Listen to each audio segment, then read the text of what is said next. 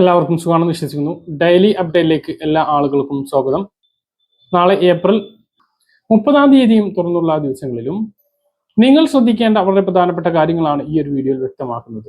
വീഡിയോയുടെ വിശദാംശങ്ങളിലേക്ക് കടക്കുന്നതിന് മുമ്പ് കൂടുതൽ ആളുകളിലേക്ക് ഇൻഫർമേഷൻ എത്താൻ ഷെയർ ചെയ്യുക, ലൈക്ക് ചെയ്യുക. ഫേസ്ബുക്കിലൂടെ കാണുന്ന ആളുകൾ ഫോളോ ചെയ്യുക. വീഡിയോയുടെ വിശദമായ വിവരങ്ങളിലേക്ക് വരാം. ഇന്ന് ബംഗാളിൽ നടന്ന അവസാനഘട്ട തെരഞ്ഞെടുപ്പ് കഴിഞ്ഞതോടുകൂടി രാജ്യത്തെ പ്രമുഖ എക്സിറ്റ് പോൾ ഫലങ്ങൾ പുറത്തു വന്നു. കേരളത്തിൽ UDF ഭരണത്തിൽ വരുമെന്ന് ഭൂരിഭാഗം എക്സിറ്റ് പോളുകളും പ്രവചിച്ചു. Times now, JVC, access my India, CNN, vote web ഉൾപ്പെടെയുള്ള 8 ഏജൻസികളും UDF വിജയിക്കും എന്നാണ് സർവേയിൽ ചൂണ്ടിക്കാട്ടുന്നത്. 78 മുതൽ 90 സീറ്റുകൾ വരെ നേടി കൂറ്റൻ വിജയമാണ് UDFന് ആക്സസ് മൈ ഇന്ത്യ പ്രവചിക്കുന്നത്. LDFന് 49 മുതൽ 62 സീറ്റ് വരെ നേടാമെന്നും BJPക്ക് 0 മുതൽ 3 സീറ്റ് വരെ ലഭിക്കാമെന്നും സർവേയിൽ പറയുന്നു. CNN ന്യൂസ് 18 ഫലം ഇങ്ങനെയാണ്: 70 മുതൽ 80 സീറ്റ് വരെ UDFനും 58 മുതൽ 68 സീറ്റ് വരെ LDFനും 0 മുതൽ 4 സീറ്റ് വരെ NDAക്കും പ്രവചിക്കുന്നു.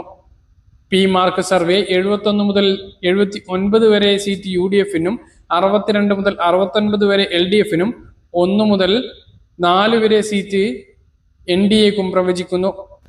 മാട്രിക്സ് സർവേ 70 മുതൽ 75 വരെ UDF, 60 മുതൽ 65 വരെ LDF, 3 മുതൽ 5 വരെ NDA.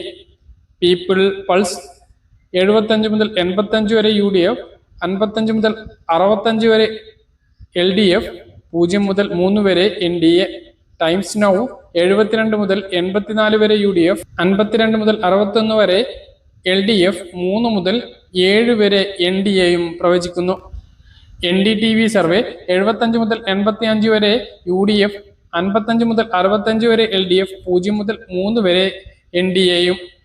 Access my India survey 78 മുതൽ 90 സീറ്റ് വരെ UDF, 49 മുതൽ 62 സീറ്റ് വരെ LDF, 0 മുതൽ 3 സീറ്റ് വരെ NDAക്കും പ്രവചിക്കുന്നു. 2 ഡേയ്സ് ചാണക്യ 72 മുതൽ 80 സീറ്റ് വരെ UDFനും, 60 മുതൽ 65 സീറ്റ് വരെ LDFനും, 3 മുതൽ 7 സീറ്റ് വരെ NDAക്കും പ്രവചിക്കുന്നുണ്ട്. അപ്പോൾ വോട്ടെണ്ണലിന് ഇനി 4 ദിവസത്തെ കാത്തിരിപ്പാണുള്ളത്. ഫലം ഇത് തന്നെ ആവണമെന്നില്ല.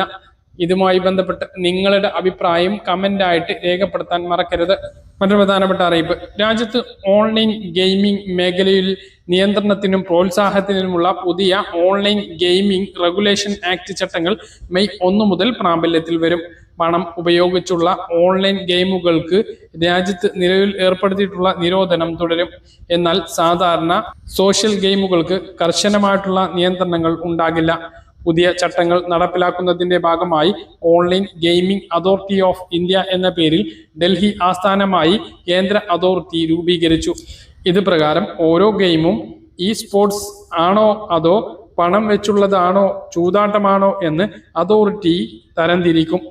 ഇതിനായി പ്രത്യേക മാനദണ്ഡങ്ങളും നിശ്ചയിച്ചിട്ടുണ്ട്. എല്ലാ പ്രമുഖ ഗെയിമിംഗ് പ്ലാറ്റ്ഫോമുകളും നിർബന്ധമായും രജിസ്റ്റർ ചെയ്യണം.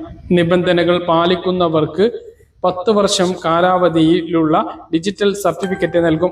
കൂടാതെ പ്രായപരിശോധന, രക്ഷകർത്ത നിയന്ത്രണങ്ങൾ, സമയപരിധി എന്നിവയും ഏർപ്പെടുത്തുന്നത് സംബന്ധിച്ചുള്ള പുതിയ നിയമവും ഉണ്ട്.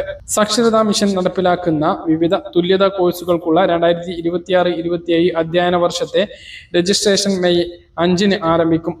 സാക്ഷരത 4, 7, 10 ഹയർ സെക്കൻഡറി തുല്യതാ കോഴ്സുകൾക്കാണ് പുതിയ അധ്യയന വർഷത്തിലേക്കുള്ള അപേക്ഷ ക്ഷണിച്ചിരിക്കുന്നത്. താല്പര്യമുള്ളവർക്ക് മെയ് 25-നകം അപേക്ഷ സമർപ്പിക്കാവുന്നതാണ്. 2026 മെയ് 26 മുതൽ ജൂൺ 4 വരെ 50 രൂപ ഫൈനോടുകൂടിയും അപേക്ഷ സമർപ്പിക്കാം. തുടർന്ന് ജൂൺ 5 മുതൽ 15 വരെ 250 രൂപ സൂപ്പർ ഫൈനോടുകൂടിയും അപേക്ഷകൾ സ്വീകരിക്കും. അപേക്ഷാ ഫോമുകളും ഫീസ് അടക്കുന്നതിനുള്ള ചലാനും www.literacymissionkerala.org എന്ന വെബ്സൈറ്റിൽ ലഭ്യമാണ്. കൂടുതൽ വിവരങ്ങൾക്കായി അതാത് ജില്ലാ സാക്ഷരതാ മിഷൻ ഓഫീസുമായോ തിരുവനന്തപുരം സംസ്ഥാന സാക്ഷരതാ മിഷൻ ഓഫീസുമായോ ബന്ധപ്പെടാവുന്നതാണ്. സംസ്ഥാനത്ത് ഏപ്രിൽ മാസം അവസാനിക്കാൻ ഇനി നാളെ കൂടി മാത്രം അവശേഷിക്കുകയും സ്ത്രീ സുരക്ഷാ പെൻഷൻ വിതരണം ഉണ്ടായില്ല. സ്ത്രീ സുരക്ഷാ പെൻഷൻ പ്രഖ്യാപിച്ച് വിതരണം നടന്നത് 2 മാസത്തേതാണ്. അത് കഴിഞ്ഞ് 3-ാം മാസത്തിൽ തന്നെ ഇത് കുടിശ്ശികയാകുമോ എന്നുള്ള ആശങ്കയിലാണ് സ്ത്രീ ഗുണഭോക്താക്കൾ. സമയമില്ലാത്ത സമയത്തും ഇല്ലാത്ത പണവും ഉണ്ടാക്കി അക്ഷയയിൽ പോയി ക്യൂ നിന്ന് അപേക്ഷ നൽകി ഒരുപാട് പ്രതീക്ഷയോടെ സ്ത്രീ സുരക്ഷാ പെൻഷൻ ആദ്യത്തെ 2 മാസം കൈപ്പറ്റിയിട്ടുള്ള ആളുകളുടെ മനസ്സിലുണ്ടാകുക എല്ലാ മാസവും ഇനി ഒരു വരുമാനമായല്ലോ, മുടങ്ങാതെ 1000 ലഭിക്കും എന്നായിരുന്നു. എന്നാൽ ഇത് ഫെബ്രുവരിയിൽ തുടങ്ങി മാർച്ചിൽ 2ാമത്തെ വിതരണം ഇലക്ഷന് മുമ്പ് നടന്നു. ഇലക്ഷൻ കഴിഞ്ഞപ്പോൾ ഇതാ ഏപ്രിൽ മാസത്തെ പെൻഷൻ ഏപ്രിൽ മാസം കഴിയാറാകുമ്പോഴും വിതരണം നടന്നില്ല എന്നുള്ളത് സർക്കാരിന്റെ ചതിയായിരുന്നോ ഇത് എന്ന് ആശങ്കപ്പെടുന്ന സാഹചര്യമാണുള്ളത്. ഇനി ഈ മാസം 4 കഴിഞ്ഞാൽ നിലവിലെ സർക്കാരിന്റെ കാലാവധി കഴിയുകയാണ്. അത് കഴിഞ്ഞാൽ ആര് വന്നാലും, അതായത് നിലവിലുള്ള സർക്കാർ തുടരുകയാണ് എങ്കിൽ അപ്പോൾ വിതരണം ചെയ്യുക. മറ്റൊരാൾ അധികാരമേൽക്കുകയാണെങ്കിൽ അവരുടെ തലയിൽ ഇരിക്കട്ടെ എന്നുള്ള ഒരു ചിന്തയിലാണോ ഇത് വിതരണം ചെയ്യാത്തത് എന്നുള്ള ചോദ്യം ഉയരുകയാണ്. എന്തായാലും 35 മുതൽ 60 വയസ്സ് വരെയുള്ള ദാരിദ്ര്യരേഖയ്ക്ക് താഴെയുള്ള പാവപ്പെട്ട സ്ത്രീകളെ പറഞ്ഞു പറ്റിക്കുന്ന രീതിയിലാണ് ഈ മാസത്തെ സ്ത്രീ സുരക്ഷാ പെൻഷൻ വിതരണം താമസിച്ച് അല്ലെങ്കിൽ വിതരണം ചെയ്യാതെ കുടിശ്ശികയായി പോകുന്നത് എന്നുള്ളത് വളരെ ദയനീയവും സങ്കടവുമാണ്. ഇതേ രീതിയിൽ തന്നെയാണ് കെട്ടിട നിർമ്മാണ തൊഴിലാളി പെൻഷൻ, അതും 18 മാസത്തെ കുടിശ്ശിക പൂർണ്ണമായും കൊടുത്തു തീർക്കും, അതായത് 29,000 രൂപയോളം അക്കൗണ്ടുകളിലേക്ക് എത്തും എന്ന് പറഞ്ഞത് പിന്നീട് ആ ഒരു വിതരണം ഉണ്ടായില്ല എന്നുള്ളതും നമ്മൾ കണ്ടതാണ്. 5 മാസത്തെ പെൻഷൻ വിതരണം ചെയ്തുകൊണ്ട് ഇലക്ഷന് മുമ്പ് പെൻഷൻ ഗുണഭോക്താക്കളുടെ വായടക്കുന്ന രീതിയാണ് ഉണ്ടായത്.